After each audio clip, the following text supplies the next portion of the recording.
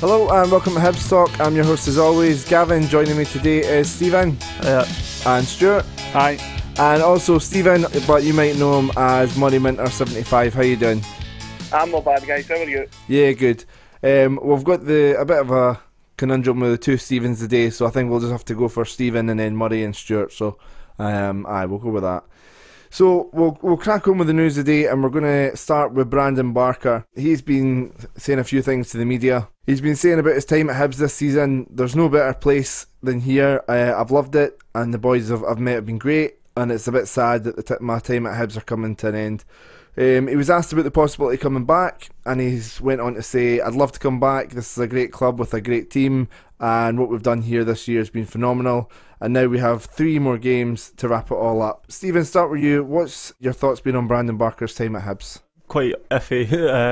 He's really come on in the last couple of months. Just before his injury, he was really performing to what we were expecting from him. Scored that goal just before he went off injured against Rangers, and then obviously scored again at the weekend there. So hopefully he'll have a good run in for the last 3 games, and it's nice to see what we were expecting from him.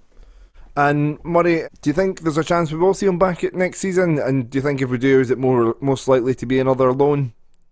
Well, it probably will be another loan. To be fair, I don't think we're going to get him in on a permanent deal. I think we're wishing there, to be honest. But I've been really impressed with Brandon Barker this season. It has to be said. I felt his injury just came at the worst possible time.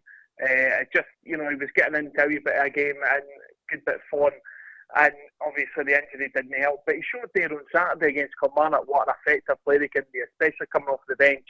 You know, his pace against Celtic the other week there as well was fantastic.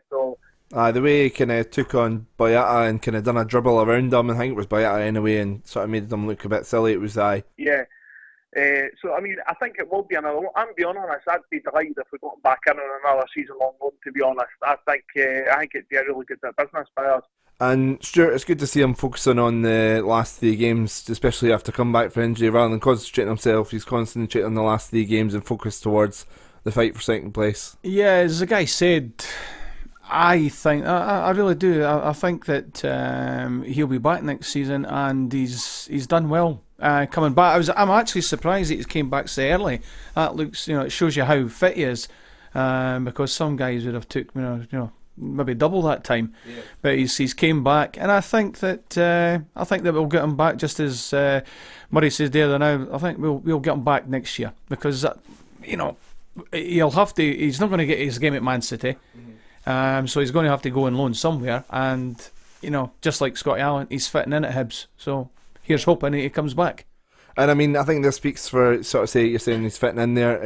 It was good. He spoke about the fact that he'd done the first month of the rehabilitation back at Manchester City, which he had to do, and then he had the choice about staying there, and he chose to come back and do the second part of the rehabilitation back up at East Mains, which was good to kind of be back in with the boys. That's maybe why he's been back so early, because he's went down to Man City and they've got the futuristic thing, they've got all the money, so that these guys, I was always wondered why these guys, I know they're all thoroughbreds, but how they come back. So they'll come back from a hammy, which usually takes 6 to 8 12 weeks depending on how bad it is, but these guys come back really, really quick. So going quickly off topic, but remember Gabriel Jesus, there was talk of him being out for the season, and he's been back for 3 months or something. It's nuts. Yeah, thoroughbreds. Okay, so the Player of the Year awards was on Sunday night. Just thought we'd kind of run through some of the awards and talk about were they deserving of the awards? Was there maybe somebody else that could have got it? All that sort of thing. So, Murray, starting with yourself, the Player of the Year, Dylan McGeoch. Obviously, this kind of ties in with the Player of the Year as well, which was Dylan. Did Dylan deserve both awards, Murray? Yeah, definitely. I think Dylan McGeoch's a quality player. I think we've known that for the first season that Stubbs had brought him in. He just, for me, the guy oozes class. Definitely well deserved award for him for this season anyway. But I have to say, I'm quite disappointed Paul Hanlon didn't get the award. I felt this has been Paul Hanlon's best season for Hibs. I feel that the partnership that him and McGregor have got going on just now is bringing his game on leaps and bounds, because I think he's got that partner in the centre of defence. So I was kind of disappointed he never got anything from it. But I mean, Dylan McGale did deserve it. I mean, the guy has been absolutely class this season. And the fact that we've had Scott Allen in there, fair enough for the second part of the season, but John McGinnon there as well for the most part of the season as well, and he still stood above them. That says what kind of season that he's had. Aye, fantastic season, and hopefully has another one like that at Hibs next season, but it's looking less and less likely, unfortunately. Young Player of the Year, Ollie Shaw. Stuart, your thoughts on this? Well, it had to be him. He scored. You might know the figures. I don't know how many he scored in the 20s. I think it's like 19 or something like that. Phenomenal. And of course, he scored a few for the first team. And you know, he could have been a hero for many a years to come if that goal stood at Tynecastle. You know, think about that. The lad is absolutely brilliant for his age. Yeah, absolutely great. Aye. Yeah, I go along with that. Had to be. And Steven, finally, what was your thoughts on goal this season that went to Scott Allen? This was the kind of one I think there was a bit more of a conversation and a debate maybe to be had. I mean, was it more the sentimental thing with Scott Allen, or was the goal deserving of it? Personally, I mean, I'm going to say it. I think Canberra's against Hamilton was one of the best goals I've seen at Easter Road in years, and I think that deserved it. You just did the say lovely that, but play. they actually cut it out, didn't they? Like Just in the awards. It was still in the vote, but they cut it from the video promo just before that, which was strange. I mean, personally, I thought that Slivka's at Ibrox deserved it. Said that straight for the start, and I mean, I say again, is that not kind of sentimental reasons because it's against Rangers? Well, no, really. It was a cracking goal for Slivka. You can't dispute that. What, 25 yards at Ibrox to win it. I mean, it was put up for moment of the season as well, I think, that one. But no, it could have went to any of them. I think there was a lot of good goals. I mean, the fact that Scott Allen scored against Hearts, it was a great worked goal. Canberra was involved in it as well. But I mean, I think it was more, for me personally, it would have been Slivka against Rangers. Steven, another two goals. It was McGinn at Parkhead. Yeah, it's been a great goal for years. We've actually scored a hang of a lot of good goals. The whole team, you know. So I think it's because it's against Hearts. Aye. Has to be. What about Murray? What do you think? Well, to be honest with you, I couldn't have picked one. I agree with all you there. The fact that the goals that have all been mentioned, they'd be worthy of the award. I think Canberra's goal against Hamilton was absolutely fantastic, just for the all-round play. But I think I would agree with Gav there saying that the goal against Hearts, I think it was purely sentimental. As great a goal as it was, I think it was sentimental. And I mean, Stephen, you and me were there. The highlight of the night had to be for me. Marvin Bartley was on stage introducing an award, speaking to Grant Stott, and Grant Stott was asking him about his time at Hibs, how he's settled in. You know, obviously he's been here a few years now, but how he's just sort of got Hibs and he's settled into the club and had such a connection with the fans. And he was asked why that is, and his response was just simply, I think it's just because I hate the fucking Hearts. How many years has he got? Another year contract? He's got another year on his current one, but I think there is talk of him putting another 2-year deal down. Hope so. But again, I mean, he's one of these players, squad player that we actually need. The only thing is he's 31 now. You just worry about his legs maybe going in the next couple of years. Listen, he won the Scottish Cup. We'll give him a 10-year deal. No, you've got to say, right, I think he would still be happy enough, knowing in himself being that age, to be on the bench and coming on for the last 20-25 minutes against your big clubs, and just to put a brick wall there in front of the back four. You know, so I think he knows that, and he's a great player. I really do. I love Big Marv. I mentioned Grant Stott there. Just want to say, done a great job that night. Absolutely brilliant presenter, as he usually is. Had a cracking couple of jokes with Dylan McGee, try to get him to sign a new deal and things like that. And speaking of Grant Stott, segue nicely into Grant Scott, not Stott, but Scott has been appointed the Hibs ladies head coach on a permanent deal. He's been in the position on a caretaker basis for the last 5 weeks. During that time he's been unbeaten in 3 games and managed to get Hibs into the League Cup final once again. You guys all sort of think this is a good appointment from Hibs. Previously the assistant manager to Kevin Milnes, who's just sort of picked up the reins after Kevin's departure. Yeah, I mean, I was looking over the recent results and stuff. I mean, he's managed to win against Glasgow City in the League Cup semi there. He's held them to a draw in the league, beat Celtic. I mean, the ladies' division, it's one of these leagues that have always been dominated by the West, whether it's Glasgow City, which have probably ran it for about 6 or 7 years now, and the Celtic team as well. And he's put Hibs back on the map there, whether it's been his assistant. He's kept the run up since Kevin Milne left, and I mean, it's providing a good stepping stone based on all three of our teams. I mean, you look at the under-20s recently winning the League and Cup double. The women's team are right up there. They're about to win the League Cup final, which I think is a real possibility. And obviously the men's team finishing exactly where I was expecting them at second. So I think it is a really good appointment, and it's nice to have that stability there as well. Yeah, good. Good stuff. And finishing up just with that, his first game as permanent manager will be against Stirling Uni at Ainsley Park. So if any of these are free on Sunday, get along to that. £5 for adults and £3 for concessions. Just better get through this quickly, because I mean, we'll be talking about this for ages with the Kilmarnock game. There's a lot of talking points, but we're mainly going to just have to stick to the goals because there was that many of them. First one, Hibs go 1-0 up. Bit of play on the outside of the box. And Alan, a great 1-2 with Kimberry, takes a shot the right side of the goal and puts it in. Steven, your thoughts on the overall play with the move, and was it a good finish? It kind of reminded me of the play for the goal against Hamilton for Canberra. It was a lot of 1-2s, nice build-up play, and I mean, to score for that angle and left-hand side of the goal, absolutely cracking. It's exactly the style of play that you want to see for Hibs. It's what we've been expecting of since Mowbray, and it's just nice to have a good result against a good team and well-worked goals as well. Murray, the next sort of goal was Jordan Jones, dangerous ball in and Boyd heading it in. Did the defence just switch off with this one?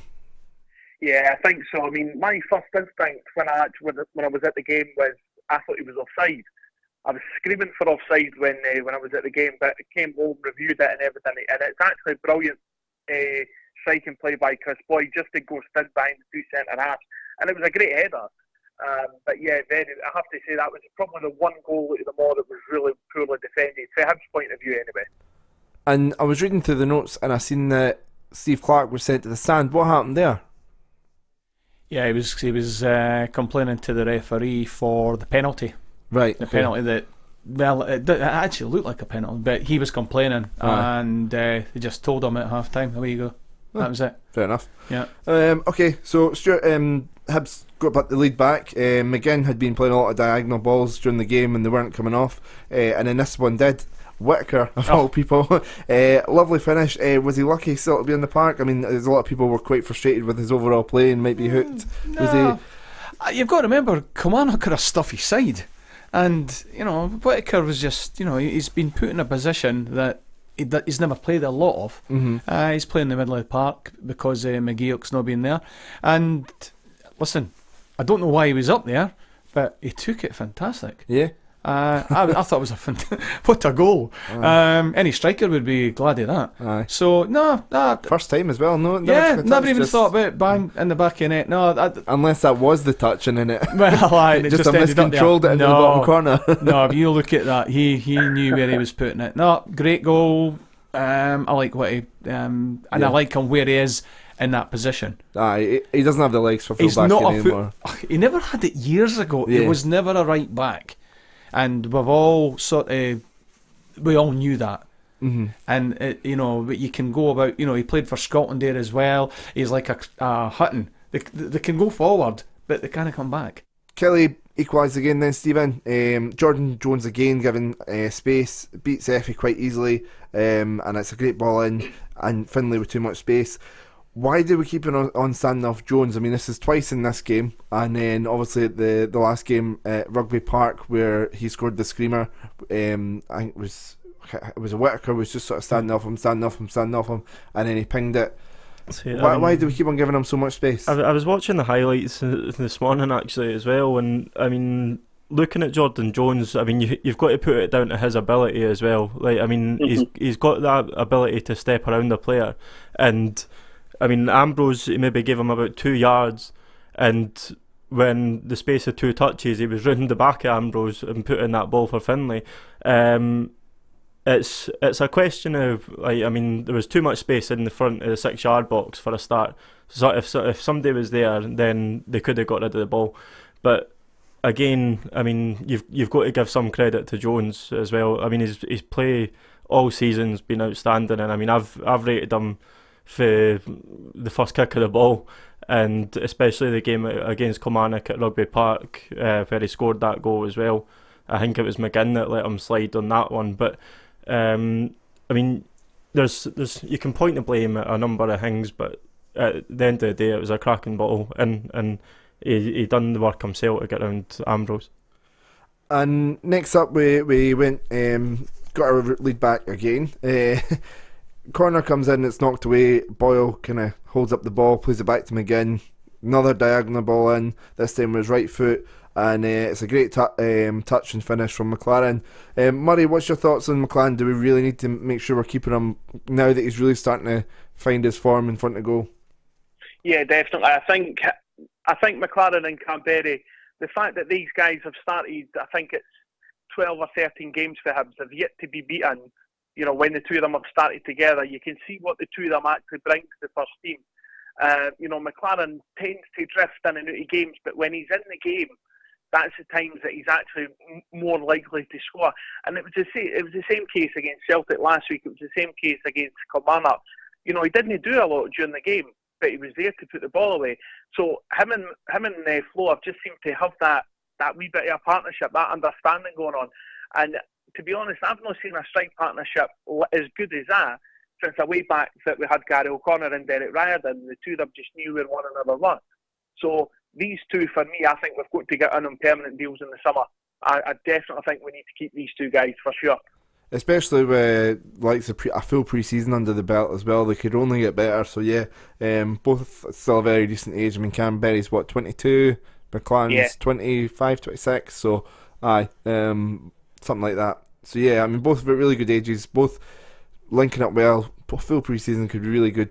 To be honest, Gav, I actually thought, and I was thinking it, I wonder if the gaffer's maybe going to take off McLaren just before he scored, because he hadn't done anything, just what Murray's saying. And I'm saying, you know, maybe a wee bit help up there, because he's not doing that much, and he's not, and then boom, he scored a goal. And he's that type of player, just what Murray said. So yes, the two of them, we have to get them. The work together, and that's what is. You can talk about other striking partnerships, but you know, when you go back to Stokes never worked for anyone. He worked for himself. Aye. And when he went, we all thought, you know, what is the gaffer doing? But he's actually changed it, and that is a big difference. When you've got two, I've played centre forward, and if you've not got anybody helping you, you know, that's sacrilege. Aye. And that's what happened there now. These two guys are helping each other, and that's why they're getting on. The thing I like about McLaren as well is he makes a lot of the runs that you think they're just pointless runs, but then a lot of time they're creating space for Canberra. Yep. So a lot of time, you know, Canberra's been taking the plaudits, scoring a lot of goals, but McLaren's been the one making the runs to make the space for these chances and stuff. So yeah, like I say, really linking up well. Next up, I mean, we talked about Steve Clark getting sent to the stand for a claim for a penalty. Hibs had a claim for a penalty. Canberra brought down on the box. Just quickly, yes or no? Penalty? Definite. Steven? 100%. Oh, Murray? I'm sorry, lads. I'm going to sit on the fence. After I see the replay, I wasn't so sure, so I'm sitting on the fence. Fair enough. Okay. I thought it was a penalty as well. God, so clipped him. Hibs for the first time in the game took a 2-goal lead. Canberra gets in action, but I mean, I think Steven, all the credit's got to go towards Scott Allen for the pass that led to this goal. I mean, Allen's been that playmaker that Hibs have been missing since he left the last time, I think. He's got that freedom as a number 10 now. He's sitting in front of the midfield. The link between him and Canberra and McLaren's unreal. I think obviously with Stuart saying about us needing to keep Canberra and McLaren, if we keep they two, we need to keep Alan, because Alan's that link that gets them two going. Definitely. His wee reverse pass, unreal. We've said this for the last 3 or 4 games now, and he just finds that ball perfect. I mean, he finds the passes that no other Hibs player has probably found in about 10 years. And it's really exciting to watch. I'm just glad that he's back now, which is a complete contrast to what I was saying when he first joined. It was the weight of the ball, Steven. Aye, the weight of the ball. You know, you can actually pass these balls, you know, the reverse passes, and some of them actually, because you're tight, it goes out for a by kick 100%. because the actual centre forward is making that run, and it's hard to, you know. But it was the weight that it just, you know, it sat right in front of Canberra to shoot. It was fantastic. What a ball. So next up, we gave away a free kick, and I mean, we could moan about giving away the free kick and all that sort of stuff, but I think really we've just got to say wow here. I mean, as much as we don't like him, Chris Boyd, wow. Right, no keeper would have saved that. I'll tell you what, like, because obviously everybody else has been giving him the plaudits, but I was watching the Hibs TV commentary this morning on it, and I mean, you watch Marciano after he lines up the wall, he looks at the ball, he puts his hand out as if he's going for it, and then he just thinks it's gone past the post.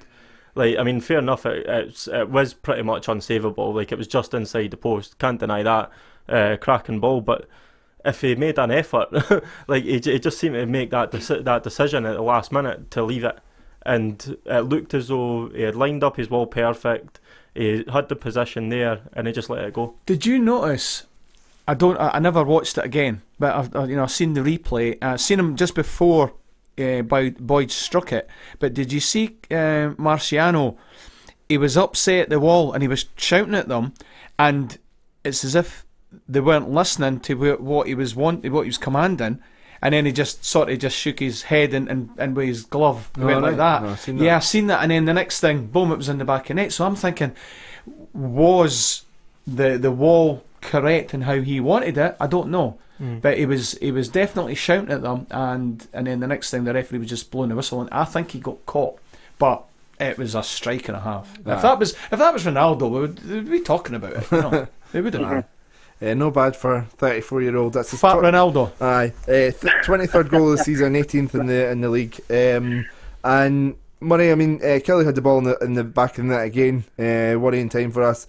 But Boyd was ruled offside. From seeing it back, I think it was quite correctly. How did you feel going into the last, 5 minutes of the game with Kilmarnock putting the ball in the back of the net, and how were your nerves at that point?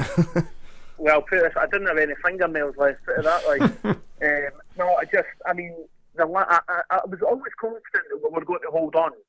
I mean, to me, the whole mindset now at Hibs has completely changed, where if they're in a winning position, they tend now to, they're standing up rather than crumbling. So I was always confident that we were going to hold on.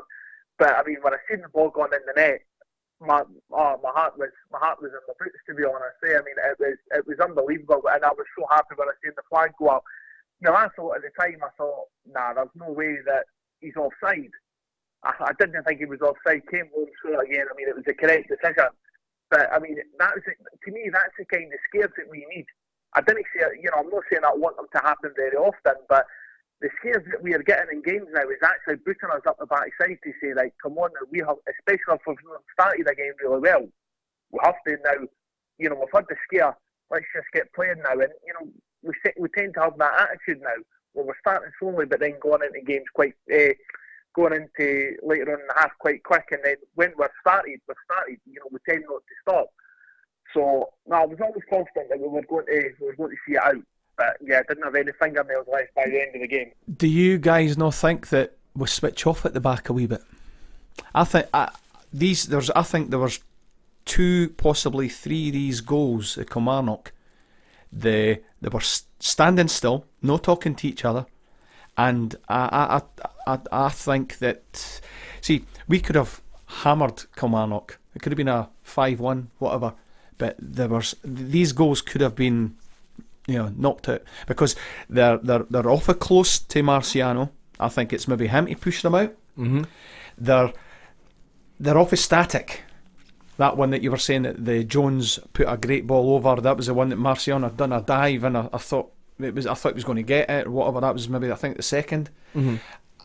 I don't know. I just think that they're off a deep line on top of Marciano, and they're not talking. In my opinion, there's something just not right at the back. And personally, I think it's down to Darren McGregor. My opinion. I was going to say that because it never happened when he was injured. I've said pretty much all season that this whole Darren McGregor class defender thing, like it's just so factually inaccurate. It's beyond me, and I think it's the fact that he's so headstrong. Like, he goes head first into a challenge. If he gets beat, then that's it. That's one defender left halfway up the park. He doesn't fully comprehend like the fact that he's not got the pace to get back and chase an attacker now. See, I think the fact we play a back five, you can afford one player that does that, but we've got two because Effie does it as well. Yeah. And then you've got Boyle, who's always up the park, and Stevenson's bombing up as well. So Hanlon's kind of left. So yeah, I think if you've got one of them, I mean, you look at Chelsea last season, they had David Luiz done that in the back three. Yeah. And the Aspilicueta and all that sort of stuff, they would just step in and be a solid back four, no problem at all. But because none of the other defenders went bombing forward like that. Whereas, like you say, Darren McGregor can be a bit headstrong. Effie can just be a bit loopy. With a bit of face. If he has a good game, he has an outstanding game. Yeah. But that's the difference between Effie. But McGregor's...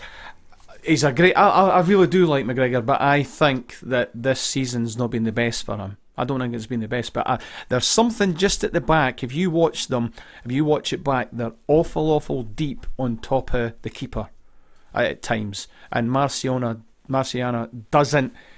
I think he doesn't come out and take his 6-yard area as well as what he should do. You know? So that's just my opinion at the back. It's a couple of the goals anyway. Finally, Brandon Barker, we've just sort of spoke about him there in the news. He got his goal. Great work for Swanson, great ball through. I think Swanson done quite well with the dummy run as well. And then, he was wanting the ball off on, but he was. didn't get it. Murray, what was your thoughts on Barker's run and finish? Oh, I'll tell you, the first time where he got the ball, my initial instinct was, right, take it to the corner. Just, because I'm pessimistic like that. Take it to the corner. But I knew as soon as he started running, he's not going for the corner and he's got to score. Because it was just the way that he teased the defenders, like, I'm going to shoot, no, and then the whole finish was fantastic. I mean, it was a brilliant goal. Let's not take that away from him, absolutely fantastic goal. And as soon as he scored that, you just felt the sense of relief go around the whole stadium at the fact that's another 3 points in the bag. So it was a great goal for him. But just to finish up with the Kilmarnock game, I mean, it was a great day, brilliant weather, brilliant advert for Scottish football. Both teams playing attacking football, defending, like we're saying, bit questionable at times. But I'd just like to add another comment saying well done to the response emergency teams. Right opposite us, there was a guy who went down, and then the teams were doing the CPR on him and things like that.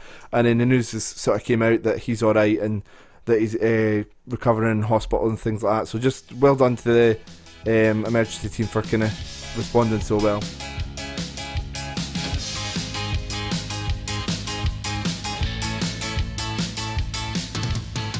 So, I mean, we spoke about the fact that we conceded 3 goals, our defence has been quite leaky. We've only conceded 4 once this season, and it was up at Pittodrie, which is where we go on Sunday. Not the best time to be shipping 3 goals ahead of a big game.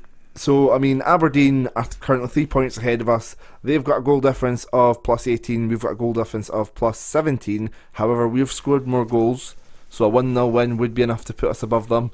So it is very, very tight. Looking back at their recent form, they won against Motherwell and then they lost to Hearts in the league just before the split. And then, of course, they had that awful game in the semi-final.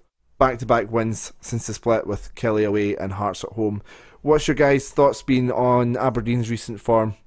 Aberdeen, I think that now's the time that they're going to get found out. The last 3 games... We're going to beat them 4-0, Steven. 4-0, that's like...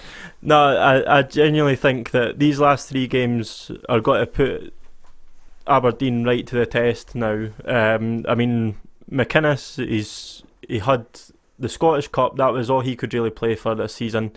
Another second place finish, it won't give the Aberdeen fans really anything to shout about, in my opinion. The last 3 games, Celtic, Rangers, Celtic, Rangers, Hibs. I mean, they've not beat Rangers all season, not beat Celtic all season, and they've beat us twice. They've come off the last result to us. They got absolutely hammered. But then Shinnie and McLean weren't. Well, no, McLean was playing that day, but Shinnie wasn't playing that day. I'm not interested. So I feel I've said to you all season, it was about time we scored 4 goals. We scored 5 against Kilmarnock, a Kilmarnock team that we've been struggling against all season. Fair enough, we've not beat them, but we've only beaten them once, and we've not been beaten by them. But I genuinely think that we're going to get 3 points off Aberdeen, and it's going to be quite a comfortable win. Wow. Okay, I love your confidence. Okay, Murray. Obviously, we kind of touched on it there. The Motherwell game at Hampden, Aberdeen were awful. They're all over the place. Shinnie and McLean both that missed that game. Were they massive misses for them, and will they be a different animal with those two back in the team? Oh yeah, you could tell. I was actually sat in the hotel watching that game. I was with my wife in the hotel, watching the game on the telly, and for the whole time we were sitting watching it, I was really surprised how poor Aberdeen were that day. But as you say, Shinnie and McLean were the player. They 2 guys for me are absolutely, I think they're top drawer players, especially Kenny McLean, a player that I really rate. They will be a completely different animal this time round. Do I think we're going to go away and beat them? I think it's going to be a hard game. I don't think it's going to be. I don't think it's going to be a comfortable win. I mean, I'm being honest now. If you offered me 1-0 or 2-1, I'd bite your handle for it for Hibs, to be honest. But no, I think Aberdeen will be a different animal. But at the same time, their mindset has been really questioned of late, especially since Rangers have been at the league. When it comes to the big games, be it against Celtic, Hearts, whoever, they tend to drift in and out of, playing really well, and then other times just crumbling. And I think the Motherwell game there in the semi-final, I think that really that goes for my point, to be honest. But no, I think it'll be a completely different game. But I do see Hibs winning it. I've just got that feeling that we're going to do it. Stuart, I mean, Aberdeen coming off back-to-back clean sheets, back-to-back 2-0 wins since the split. Should we be taking them a bit more seriously than Steven is? Oh yeah. But listen, the last couple of games have been quite strong, to be honest. The game against Motherwell, I've never seen a team play like that ever.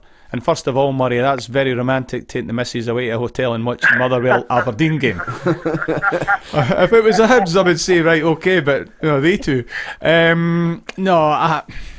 They've been playing well, and we've got to take them very, very strongly. I was going to say a 1-0 draw, but if we're going to nick it, 2-1. But I would say, can we? You guys will probably have the stats here. Can we have a 1-0 draw up there? And I think they'll get beat from Rangers. Rangers always pick their game up against Aberdeen for some reason. And Celtic will beat them the last game of the season because it's the flag day. There's no way Celtic will get beat at Parkhead lifting the flag. So if we win our last 2 games against Hearts, which I think we will, and Rangers, and get a drop at Pittodrie, we do win the league. We'll win the league.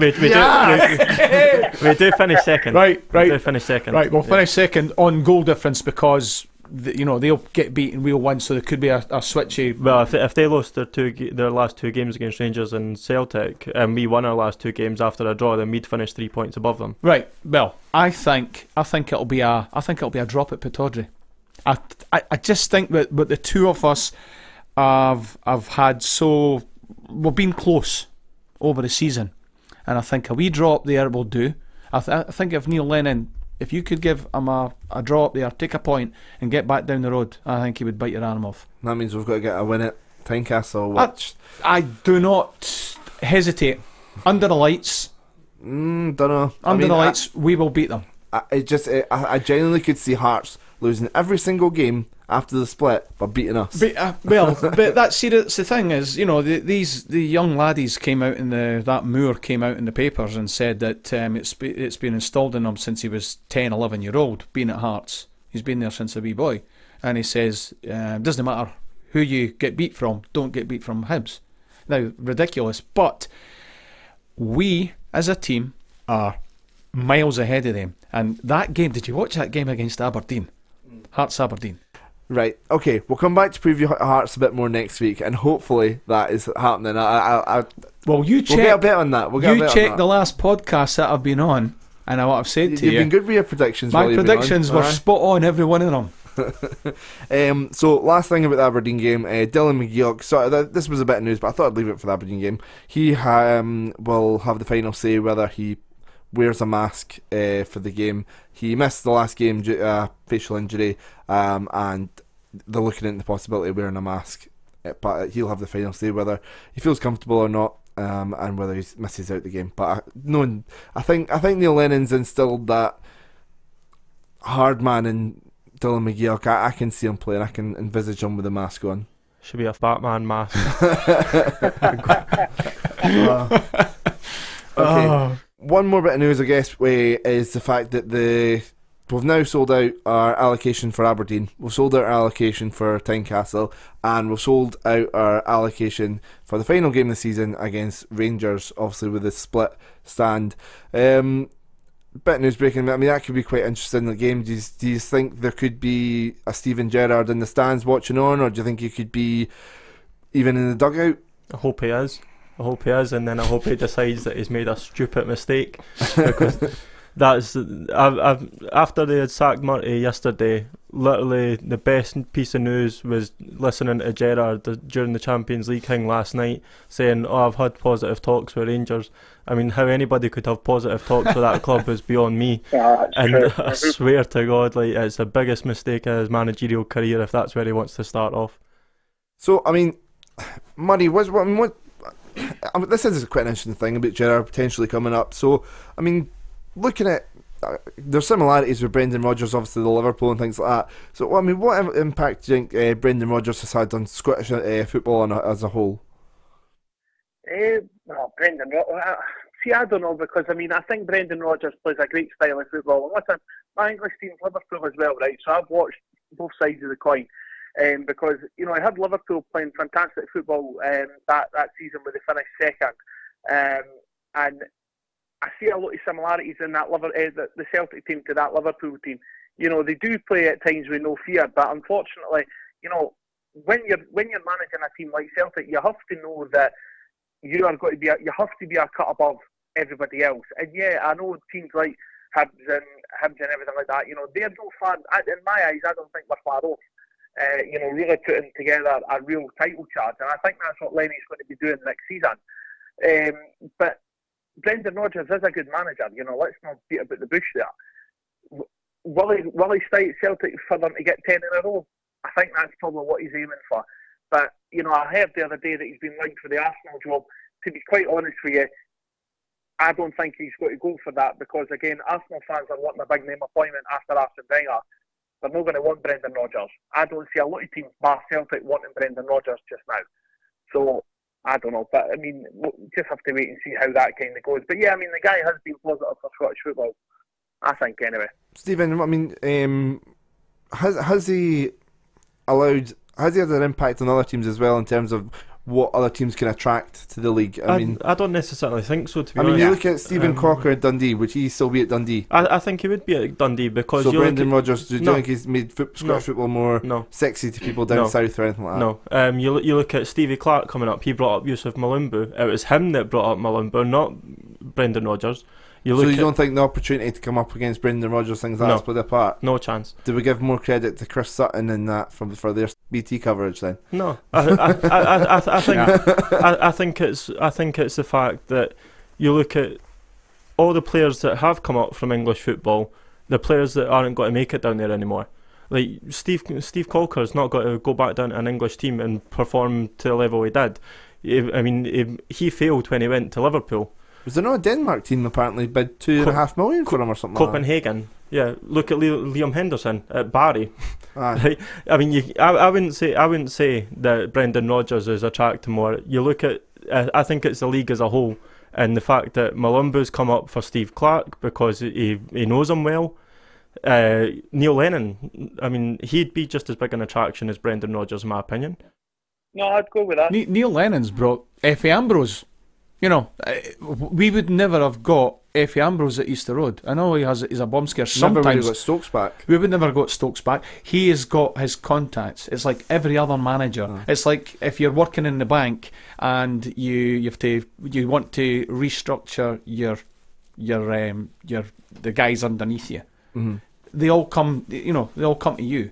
So it's the managers that's pulling in some of the players. But to be honest, anyone at Celtic the last few years, it doesn't matter who managed them, they'd win because they've got a better squad. I mean, the general consensus seems to be there that, okay, maybe it's not been Brendan Rodgers that's had that impact, and it's just been Scottish football has kind of been on an upward spiral anyway, thanks to the likes of Steve Clarke and partly Brendan Rodgers, Neil Lennon, and all that sort of stuff. So could Steven Gerrard add to that at Rangers? Could he attract?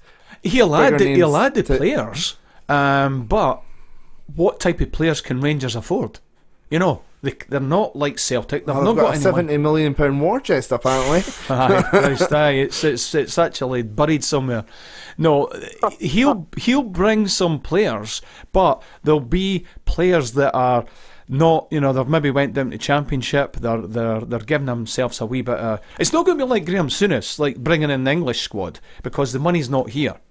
These guys can earn 10 times what they're earning in England. So he's not going to start bringing in big players. It's going to be players. He'll bring in maybe an older centre half, somebody in the middle of the park that's on his way out, and somebody up there just to restructure. That's what it'll be. Clint Hill, Nico Cranshaw and Kenny Miller. Aye, there you go. Worked out well last time. Aye, of course it will. That'll be it. That's all it'll be. He's and some young players from Liverpool. Aye.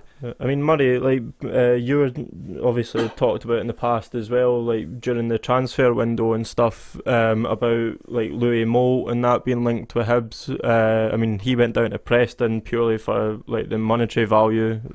I think did they not times his wage by 10 or something, 17 grand, and he's not getting a game. I mean, what do you think that Steven Gerrard will bring? Well, to be honest, I think Steven Gerrard. I think it's a massive risk to both parties. This whole move. Do I think he's going to bring in world-class players? No.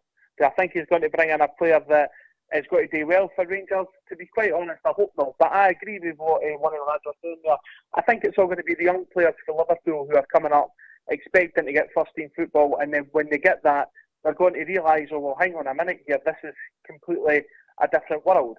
I mean, let's make no bones about it, guys. I know we have this whole thing about Rangers died in 2012 and everything like that, and all that jazz, and everything that goes with it. But unfortunately, Rangers as a club, as a brand, they've still got the massive backing of support there, no matter how horrible they are. They've still got a big, massive backing of support there, and it's a lot of pressure to go with it. Do you know what I mean? I think a lot of people underestimate how big the job actually is, not from a commercial standpoint, but from a fan point of view. I think a lot of people forget how big the job can actually be. Murray, he doesn't understand. Well, he possibly does, but I don't think he will until he is the manager. That he is. He's in a cauldron here, and these Rangers fans, and you're right in what they said about they're horrible people. Now they can turn. You've seen what they've done with Murty.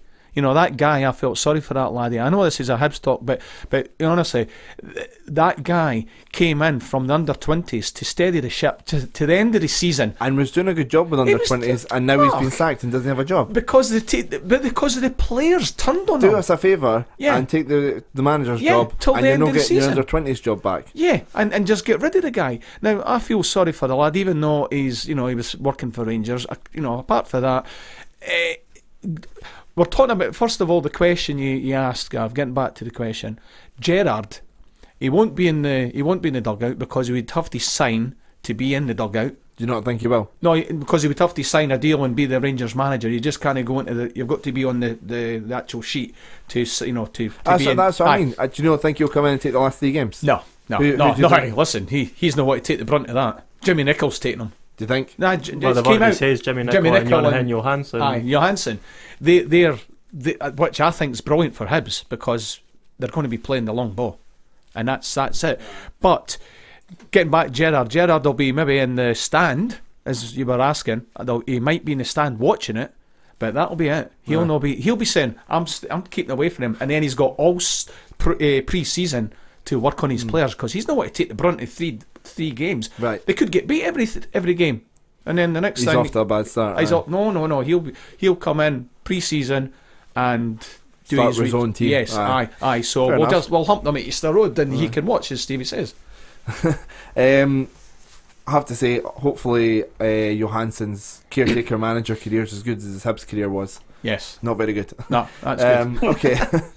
Right. Thanks a lot for coming along, guys. Thanks, Steven. Cheers. Thanks, Money. Cheers, mate. And thanks, Stuart. Right, no bother.